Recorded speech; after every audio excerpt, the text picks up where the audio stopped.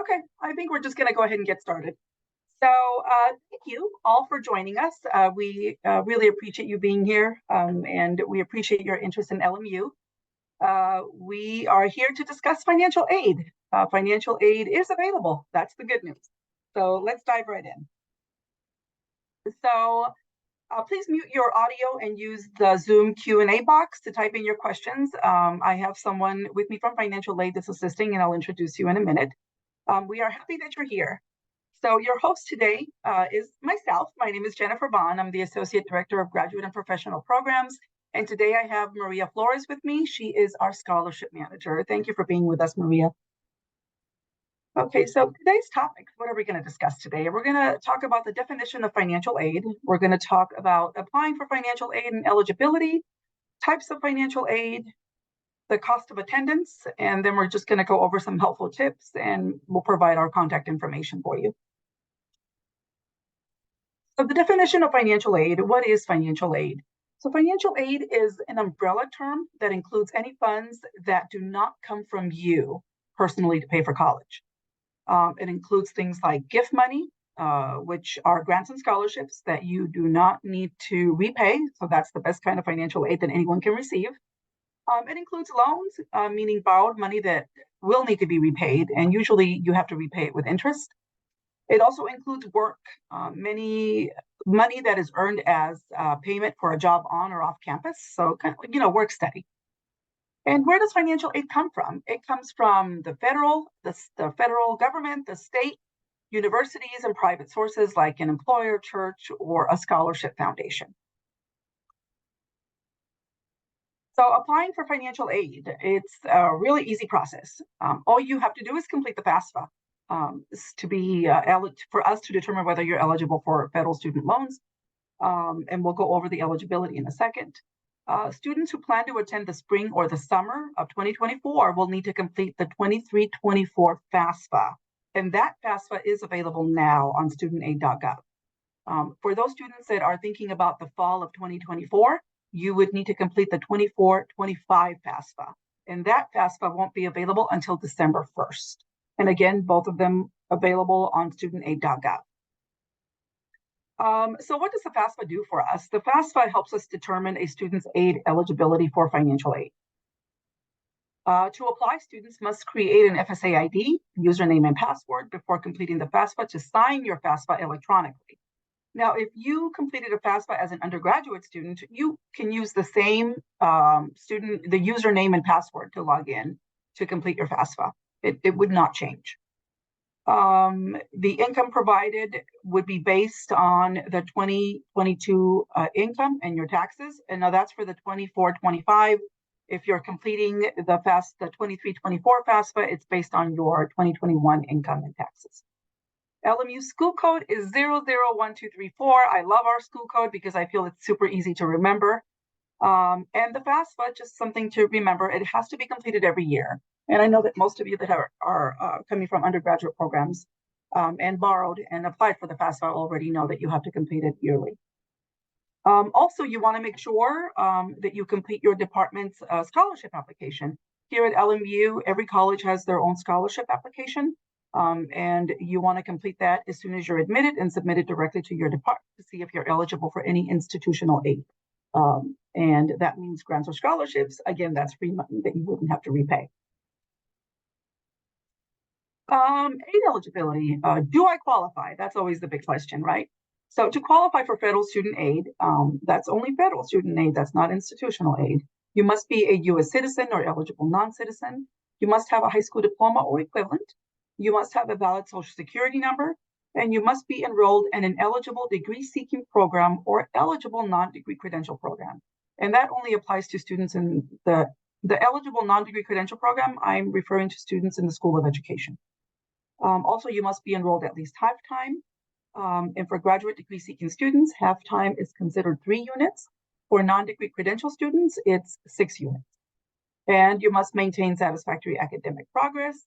And you must not be in default on any student loans, meaning your undergraduate loans. Or graduate loans if you're coming from another institution. So let's talk about grants and scholarships and what's out there. The federal government has what they call the Teach Grant program, and this is for people going into the education field. The Teach Grant provides up to $4,000 a year to students who are completing or plan to complete coursework needed to begin a career in teaching. Eligibility for this program is to complete the FAFSA. You must sign a teach agreement to serve that specifies the conditions under which the grant will be awarded. And you would complete this in studentaid.gov. You're going to hear a lot of that studentaid.gov because that is like the go-to place to apply for federal aid. And part of the agreement to serve, it includes teaching in a high-need field at an elementary school or secondary school that serves students from low-income families.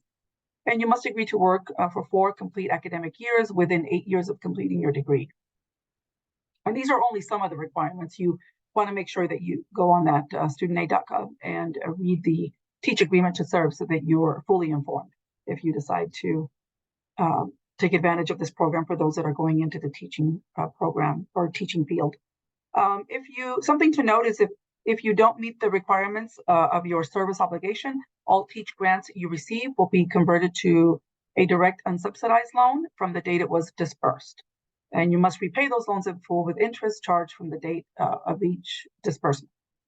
Again, don't let that discourage you. If you plan to go into the teaching field, this is a wonderful program. It's a grant. So again, it's money that you would not have to repay. The state of California also offers some programs for individuals going into the teaching field. The first one is called the Cal Grant TCP. The TCP stands for Teaching Credential Program. And this is available to graduate students who graduated from an undergraduate program within the last 15 months and were receiving the Cal Grant in their undergraduate program. So if you graduated within the last 15 months and you were receiving the Cal Grant A or B, you may be eligible to receive another full year of the Cal Grant in your graduate program. To be eligible, of course, you have to complete the FAFSA and you must complete Form G44. And that is available on the CSAC website, and you would return that to CSAC, and that stands for the California Student Aid Commission. There is also a program right now that's absolutely wonderful. Again, it's for those that are going into the teaching field. It's called the Golden State Teacher Grant Program. It's a one-time award of up to $20,000 that's available to students. To be eligible, you would have to submit a FAFSA or a California DREAM application. So for those students that are not eligible to submit a FAFSA but are eligible to submit the California DREAM app, you would also qualify for the Golden State Teacher Grant Program. Students must be working toward a preliminary teaching or pupil personnel services credential. So it's not only available to It was originally when it came out, it was only available to students that were going into the teaching field. They've expanded that now, and it's also available now to students going into pupil personnel services. So it's a wonderful program. Again, it's up to $20K, and you must commit to work at a priority school in California for 4 years. And then, of course, you must maintain good academic standing while you're in school. To learn more about this, visit the CSAC website at GSTG. It stands for Golden State Teacher Grant. .csac.ca.gov. Again, this is a wonderful program. It's money that you wouldn't have to repay, but you want to make sure that you read the requirements to ensure that this is something that you're interested in doing. Okay. Other grants and scholarships are LMU grants and scholarships, so institutional awards. And as I mentioned earlier, to apply for institutional awards, students would need to complete the scholarship application for their college. And you can find those applications on our website at financialaid.lmu.edu. Now, we want to absolutely discuss outside scholarships because I know that a lot of times students are like, oh, it's so competitive. I don't know if I should apply for outside scholarships. But I'm telling you right here, right now, that yes, you should. Outside scholarships are free money awarded by outside organizations or private donors that you do not have to repay. Applying for outside scholarships is a great way to minimize your out-of-pocket expenses. And that is really important because the more outside scholarships you receive, the less you have to borrow in loans to pay for that for your education. Now, when applying for scholarships online, it is essential that you make sure that you are submitting your information over a secure site, which means that your personal information is encrypted and offers more cybersecurity. A few websites that I recommend going on are collegeexpress.com, scholarships.com, fastweb.com, the College Board, and scholarshippoints.com are just a few. And there are other legitimate websites out there, but we encourage you to make sure that you're doing your homework. And if you ever come across a website that's asking you to pay for a fee for submitting a scholarship, it's not legit. You should never, ever have to pay to apply for a scholarship. And then for those students, when you become a student at LMU, when you are admitted to one of our wonderful programs, you can apply for outside scholarships directly through the LMU portal. It's called Scholarship Universe. And that's LMU's matching scholarship system that maximizes scholarship opportunities for students by allowing students to create an academic profile that enables them to be connected with various outside scholarship opportunities that match their criteria. And the more information you input, the more scholarships you will be matched up to. And again, but you have to be an admitted student. But I know that a lot of you will be, so we're looking forward to having you apply through our Scholarship Universe portal. Okay, so now we're going to talk about federal direct loans. I think I may have skipped one. There we go. Federal direct loans. So these are loans that are offered to students by the Department of Education. So they're federal loans. And the unsubsidized loan is one of them, and it's available to graduate degree-seeking students and to eligible non-degree credential students. Degree-seeking students can borrow up to $20,500 for the academic year. Now, the academic year includes fall, spring, and summer. So our academic year begins with fall and it ends with the summer term. It is also available for non-degree credential students, and non-degree credential students can borrow up to $20,500 for the academic year. Students must be enrolled at least half-time, and the aggregate loan limits for the unsubsidized loan is $138,000 for graduate degree-seeking students, $57,500 for non-degree credential students who are independent, and $31,000 for non-degree credential students who are considered dependent students. The current interest rate is 7.05% with a loan fee of 1.057, and interest begins accruing on the date the loan is dispersed, not the date it's awarded to you. So we award you a loan and you may think about it for a month. It's not, and you can even accept it, but until the loan is dispersed to you, it does not begin accruing interest. Students must complete a master promissory note and entrance counseling. And again, students would do that on studentaid.gov. The Graduate Plus loan is another federal direct loan. And this loan is only available to graduate degree seeking students. It's not available to non-degree credential students. For this loan, students may borrow up to the cost of attendance minus any other aid that you've been awarded, such as the unsubsidized loan or other scholarships and grants and work study as well. I forgot to put that in here, but you would also have to minus that work study if you've been awarded work study. This loan is credit-based, so you must be credit eligible, and you must be enrolled at least half-time. The current interest rate is 8.05 with a loan fee of 4.228. Interest is fixed annually and begins accruing on the date it's dispersed, just like the unsubsidized loan. And students must complete a separate master promissory note and separate entrance counseling. So each loan has their own master promissory note and their own entrance counseling. And again, everything is done on studentaid.gov. So let's talk about some of the benefits of borrowing a federal direct loan versus a private loan, because we are going to talk about private loans in a second. So the benefit of borrowing a federal direct loan is that the interest rate is fixed annually in June. It doesn't change. No credit history is needed for the unsubsidized loan. No cosigner is needed for the unsubsidized loan. It has lower interest rates than private loans. Excuse me. And repayment grace periods. It has a repayment grace period of 6 months. It has various repayment options, including income-driven payment plans. And you can see the different payment plans on studentaid.gov/plans. It also offers forbearance and deferment options. And you can look at those deferment options on the studentaid.gov site as well. And it also offers loan forgiveness. They offer loan forgiveness. If you work in certain fields, you may be eligible to have some portion of your loan forgiven. And you can learn about loan forgiveness programs on studentaid.gov/forgiveness. So those are the benefits.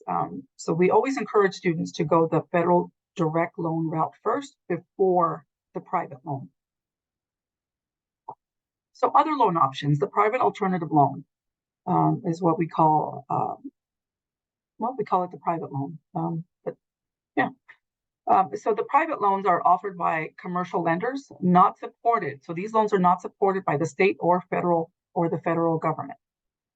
We ask students to carefully evaluate repayment terms and conditions to be fully informed before they go the private loan route. These loans do require a credit check.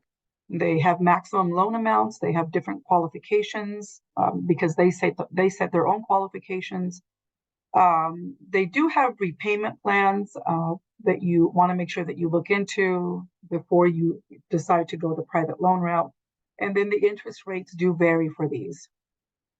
So you want to make sure that you review the interest rates and the repayment terms for these loans before you commit to these. The Truth in Lending Act requires several steps to be taken before the borrower and the lender, before the borrower and the lender, the loan itself can be dispersed. Excuse me. So there are a lot of steps that you are required to take before the lender will disperse that loan. So it can take up to a month or more for that loan to be dispersed. I see sometimes, 4 weeks before private alternative loans are dispersed, where, federal direct loans come in a lot quicker within a few days, once you complete all the loan requirements for them. And work awards, yes, you can work. Work awards are available to graduate students. Graduate students interested in part-time positions as a graduate assistant, research assistant, or teaching assistant can search for available positions on our website at studentaffairs.lmu.edu/activities/SES. Students can earn between $2,000 and $3,200 for the academic year. And students can elect to have their paycheck go directly toward their tuition. You would have to set that up with student accounts. But most students just receive a paycheck and then use it for educational expenses. Students interested in work should complete and submit a revision request form with our office. So at the graduate level, students are not automatically awarded work study like they are at the undergraduate level, but it is available to grad students. All you have to do is request it and we will award you. It's just a simple form. So let's talk about the cost of attendance. I think a lot of times there's some confusion with the cost of attendance. Students see the large cost of attendance number and they think that is the amount that they have to pay out of pocket, when it actually isn't. So let's talk about what it is first. The cost of attendance is a college's total estimated expenses for one academic year. That includes tuition, it includes housing, it includes food, books and supplies, and transportation, and the loan fees, and miscellaneous expenses. A school's cost of attendance is used to determine each student's eligibility for financial aid, such as grants, scholarships, loans, and work study. So this example that I put together here is based on, it's actually for the School of Education, and it's based on 6 units per term. So that would be full-time. So that would be full-time for a student enrolled in fall and spring. It does not include summer.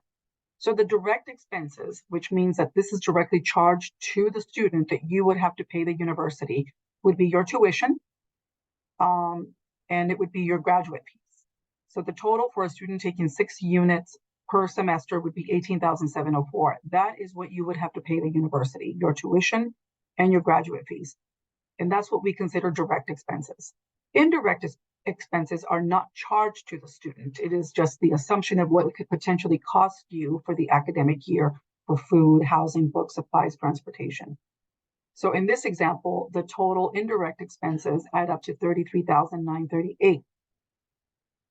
So the total cost of attendance is $52,642, which means that cost of attendance, the $52,642, is what a student can borrow for the academic year to pay for their tuition and their fees, which is something they would have to pay, and to cover their indirect expenses.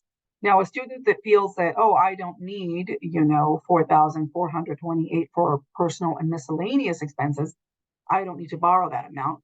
You don't have to borrow up to the 52,642, but you have the ability to borrow if you need that.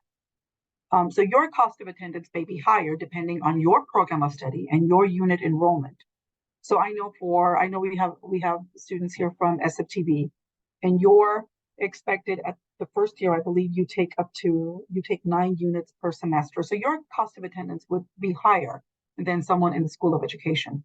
And you can see the cost of attendance by college if you visit our website, financialaid.lmu.edu/graduate/graduate cost of attendance. And there it's listed by college so that you can see the cost of attendance by college for those of you that are interested. So some helpful tips, things to remember now that we've discussed all this. You want to make sure that once you apply that you're checking your email frequently. And then once you submit your FAFSA, you want to make sure that you add our finaid.lmu.edu to your spam checker so that emails from us are not going directly into your spam. Loan borrowers, once you're accepted and we award you, that you complete that master promissory note or entrance counseling. And you want to make sure you complete your department scholarship application, because if you don't complete that, your department won't know that you're interested in receiving institutional award. And make sure that you're asking questions. At whatever school you decide to attend, make sure that you are asking questions. We are here to answer any question that you have. Don't wait. Contact us. Send us an email. Give us a call. We're here to help you in any way that we can, because we want to see you here at LMU. So contacting our office, here is our email, finaid@lmu.edu, our phone, our fax. You can follow us on Twitter, and our website is financialaid.lmu.edu, and you can call us. Please feel free to call us. Our office is open Monday through Friday from 8 a.m. to 5 p.m., and we always have a counselor available to answer questions. Okay, so I think we have a few minutes for questions. Do we have any questions? Let me see if we have any. Okay, so I have a question here. What are some of the biggest scholarships you recommend? Well, that's a really difficult question to answer because there are just so many scholarships that are available. But I do really encourage you, if you apply to the university, that you complete your scholarship for your college, so that you can be sure to receive, a scholarship if you're eligible.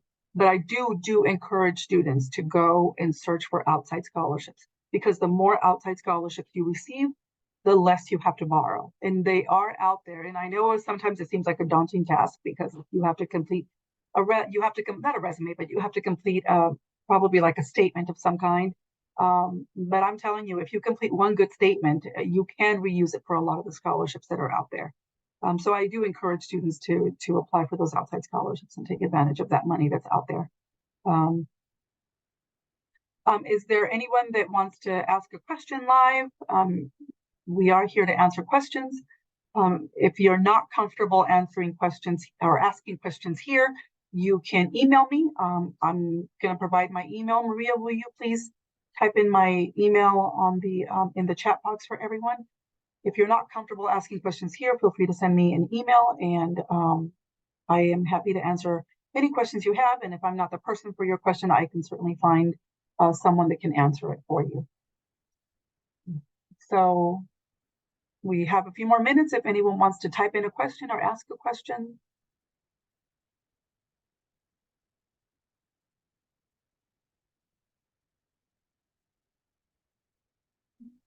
Hi, my name is Apinia, and I'm sorry my camera is not working. Can you hear me okay? Yes, I can hear you. Okay, wonderful. Well, I just have a quick question because I missed the beginning of the part today, but I was wondering, I noticed that you will have another virtual financial aid Yes, Zoom yes, and tomorrow, right? yes, we will tomorrow at 6 p.m. Same time. But I do believe that this is being recorded and it will be made available to students as well. Oh, wonderful. And is there a way that I can have a link to watch the record? Yes, absolutely. Letitia, can you remind us how students receive that link again? Or Emily? Yes, so the link will be posted on the open house website by Thursday. So once we wrap up our session tomorrow, the live recordings will be on that open house website that's linked on our homepage. Oh, okay, wonderful. And well, last question is I am interested in a master program in marital and family therapy Oh, or okay. in art therapy. So I was wondering, will you have like specific financial aid workshop for that degree, or can I just bring up questions for that major tomorrow? Well, I mean, there's no specific financial aid presentation for a degree because Okay. this presentation is actually for all graduate students because you are all eligible for the same loans. Oh, And okay. to be eligible for scholarships and grants, you would have to complete your department I scholarship see. application, and it is available on our website. Okay. And you would submit that application directly to your program coordinator. I see. Okay, Yeah. wonderful. Thank Okay. you. I'm You're thinking that welcome. yeah, I will join you again tomorrow Oh, at wonderful. Yeah, 6 we'll be p.m. here. Okay. Thank you. You're very welcome. Does anyone else have a question? I think we have just one more minute, and then we will be going. Again, my email was provided there, so if you want to send me an email and ask me a specific question, I'm always happy to answer questions. Okay. Okay, well, everyone, we're so happy that you're here, and we appreciate you coming to this presentation, and we look forward to seeing you at LMU. On behalf of myself and everyone in financial aid, we hope that you select to come here. We would be very, very happy to assist you. So send me messages if you have questions. Everyone have a good night.